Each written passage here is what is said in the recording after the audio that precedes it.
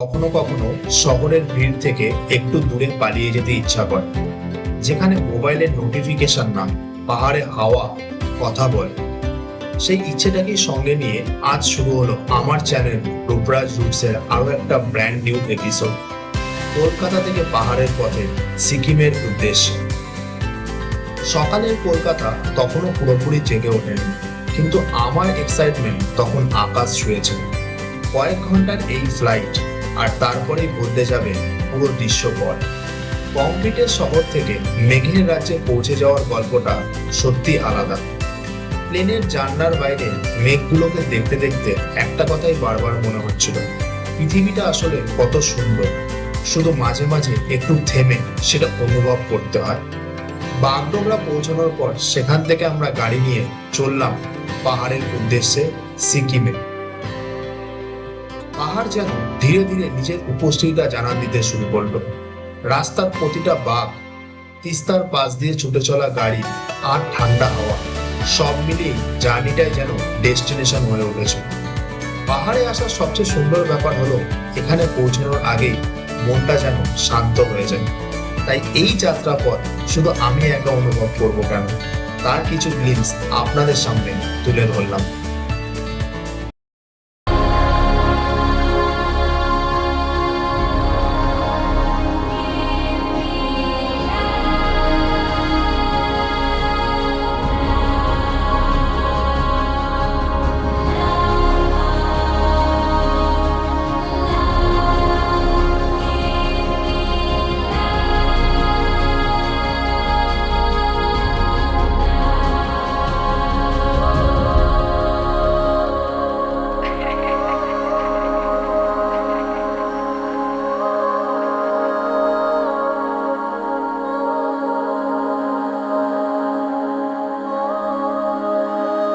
And it was somewhere then I started to feel covered in chaos.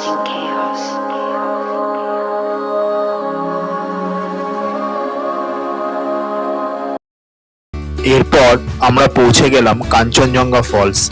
গাড়ি থেকে নামার আগেই দূর থেকে জলের গর্জনের শব্দ কানে আসছিল, আর সেই শব্দটাই যেন এক্সাইটমেন্ট আরো বাড়িয়ে দিচ্ছিল। পাহাড়ের মধ্যে এমন একটা পাওয়ারফুল ওয়াটারফল সামনে থেকে দেখার ফিলিংসটা সত্যি আলাদা। ধীরে ধীরে যখন ওয়াটারফলের কাছে যাচ্ছিলাম, চারপাশে ঠান্ডা হাওয়া আর জলের ছিটে পুরো এনভায়রনমেন্টটাকে অন্য লেভেলে নিয়ে যাচ্ছিল। মনে হচ্ছিল নেচার নিজের ফুল এনার্জি দিয়ে এখানে ফ্লো করছে।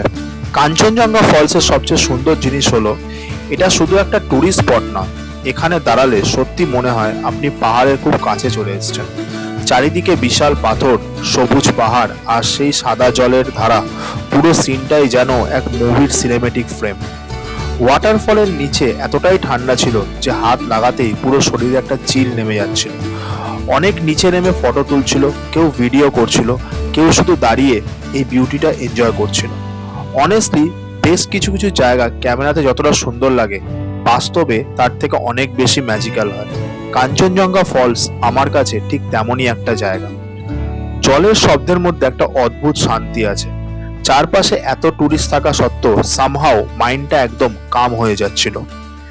শহরের নয়েজ, প্রেশার, স্ট্রেস সব যেন কয়েক মিনিটের জন্য কমপ্লিটলি ডিসঅ্যাপিয়ার হয়ে গেছিল। আমি সবসময় বিলিভ করি পাহাড় আপনাকে কিছু না কিছু শেখায়, আর এই জায়গাটা আমাকে মনে করিয়ে দিল লাইফ যতই কমপ্লিকেটেড হোক, নেচার সবকিছু খুব সিম্পল ভাবে ব্যালেন্স করে রাখে। পাহাড়ের এই র বিউটি এক্সপ্লেন করা সত্যি খুব কঠিন কাজ। তাই এই ওয়াটারফলের সামনে দাঁড়িয়ে অনেকগুলো ক্লিপিংস নিয়েছিলাম, যা আপনাদের সাথে শেয়ার করলাম।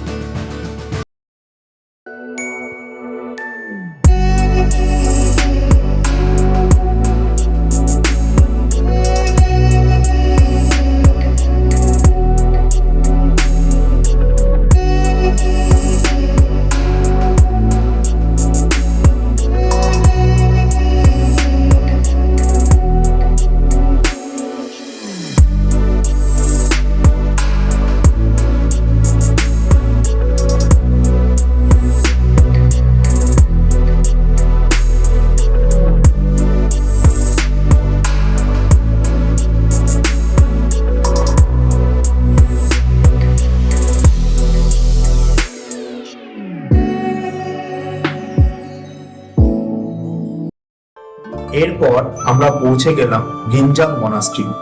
পাহাড়ের মধ্যে এমন কিছু জায়গা থাকে যেখানে ঢুকলেই অটোমেটিক্যালি মনটা শান্ত হয়ে যায়।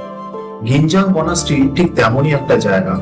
রাস্তা দিয়ে আস্তে আস্তে দূর থেকে কালারফুল প্রেয়ার ফ্ল্যাগ গুলো চোখে পড়ছিল। হালকা ঠান্ডা হওয়ায় ওগুলো যেভাবে উড়ছিল পুরো জায়গাটাকে যেন আরো ম্যাজিক্যাল করে তুলেছিল। মনাস্ট্রির কাছে পৌঁছানোর পর প্রথম যে জিনিসটা ফিল করলাম সেটা হলো সাইলেন্স। কিন্তু এটা সেই বোরিং সাইলেন্স নয়, এটা একদম পিসফুল একটা নীরবতা, যেখানে শহরের মতন কোনো নয়েজ নেই, কোনো রাশ নেই, শুধু পাহাড় আর শান্তি। চারপাশে এত সুন্দর পাহাড়ি ভিউ ছিল যে কোথায় তাকাবো বুঝতে পারছিলাম না।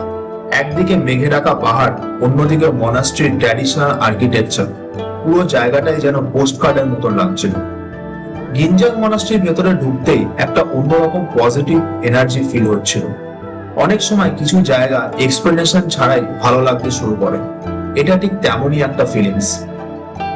ভেতরে প্রেয়ার হুইল, বুদ্ধিস্ট পেন্টিং আর সেই শান্ত পরিবেশ সবকিছু মিলিয়েই মনে হচ্ছিল টাইম একটু স্লো হয়ে গেছে। আমরা এভরিডে লাইফে এত ফাস্ট চলতে চলতে হয়তো শান্তিতে দাঁড়িয়ে থাকাটা ভুলে গেছি।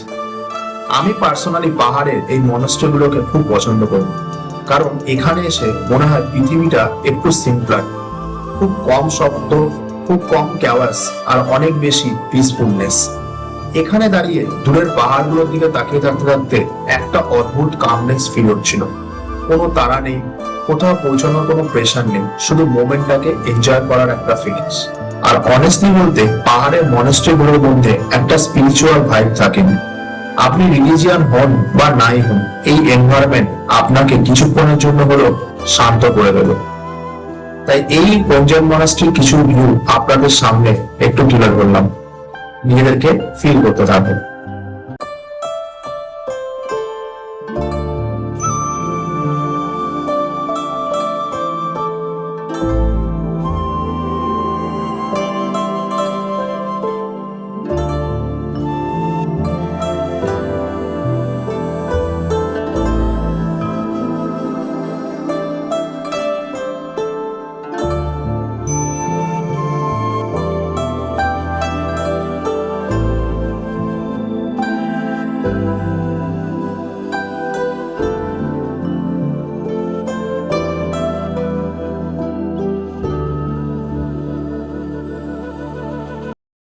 এবার আমাদের জার্নির সবচেয়ে এক্সাইটিং আর ইমোশনাল পার্ট, নাথুলা।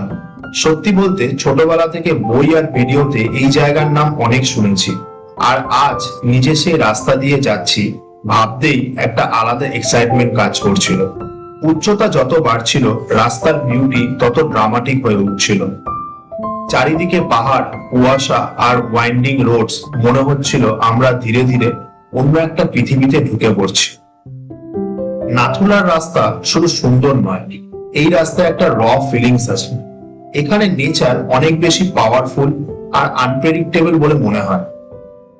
কিছুক্ষণ পর থেকেই হঠাৎ করে ওয়েদার একদম চেঞ্জ হতে শুরু করলো।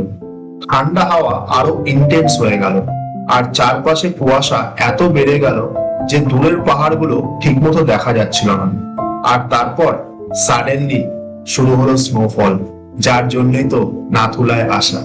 সত্যি বলতে স্নোফল আমি এর আগে শুধু মুভি আর রিলসে দেখেছি, কিন্তু নিজের সামনে যখন আকাশ থেকে ধীরে ধীরে বরফ পড়তে শুরু করলো, সেই ফিলিংসটা ভাষায় এক্সপ্লেন করা খুব কঠিন। প্রথমে ছোট ছোট স্নোফ্লেক্স পড়ছিল, তারপর বৃষ্টির মতো পুরো রাস্তা, গাড়ি আর পাহাড় সাদা বরফে ঢেকে যেতে শুরু করলো। প্রচুর টুরিস্ট এই জায়গাটার মধ্যে নিজেদের এনজয়মেন্ট খুঁজে পেয়েছিল। আমিও তাদের মতো নিজের ম্যাক্সিমাম এক্সাইটমেন্টটা পাওয়ার চেষ্টা করলাম।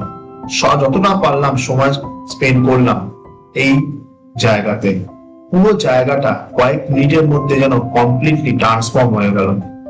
আমরা সবাই লিটারালি এক্সাইটেড হয়ে গেছিলাম। ঠান্ডায় হাত জমে যাচ্ছিল, ড্রাইভার অনেকবার তাড়া দিচ্ছিল, বাট আমরা একদমই উঠতে চাইছিলাম না। যতটা পারছিলাম এই মুহূর্তটা নিজেদের মধ্যে চেটে পুটে এনজয় করার জন্য।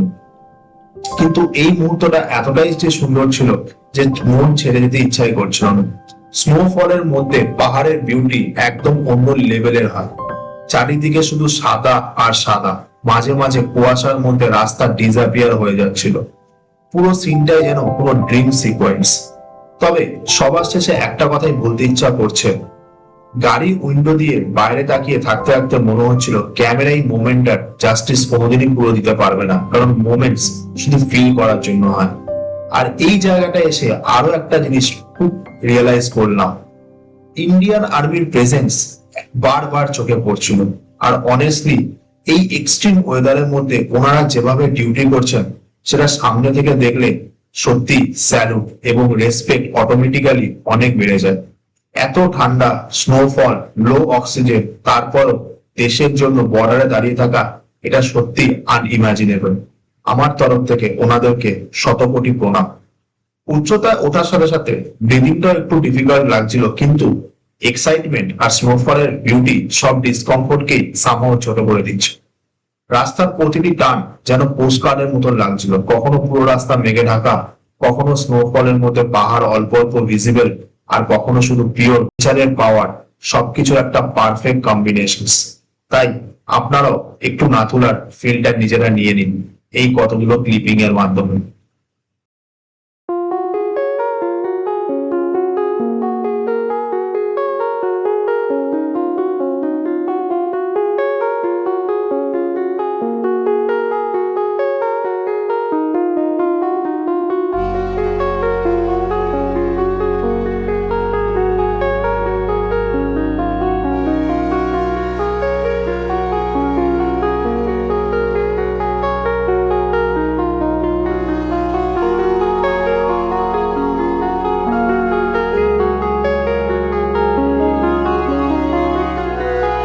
সারাদিন পাহাড়ে ঘোরা, স্নোফল, লং রোড জার্নি সবকিছুর পর এবার আমরা এসে পৌঁছে গেলাম গ্যাংটকের হার্ট এমজি মার্গে।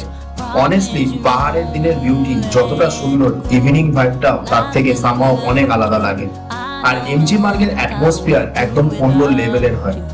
চারিদিকে কালারফুল লাইটস, ক্লিন রাস্তা, ছোট ছোট ক্যাফে, রেস্টুরেন্ট, মিউজিক আর মানুষের হাসির শব্দ।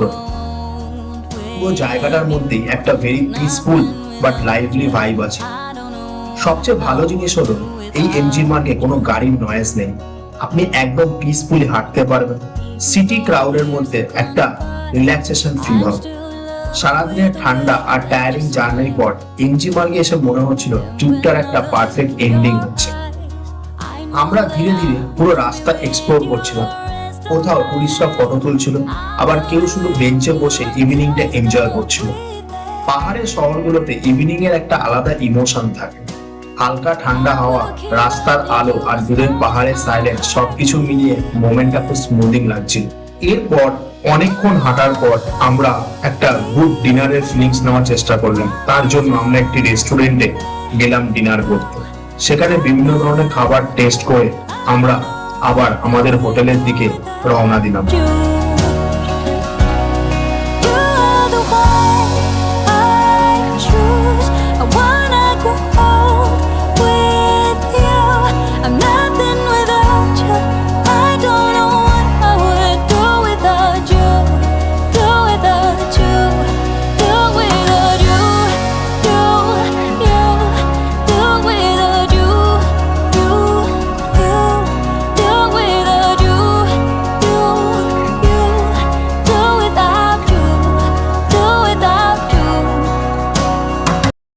তো আজকের ব্লগটা আর বেশি বাড়ালাম না, এই অবধি রাখলাম। আপনারা সুস্থ থাকুন, ভালো থাকুন এবং অনেক অনেক জায়গায় ঘুরুন। আর সঙ্গে রাখুন আমার চ্যানেল লোকরাজ।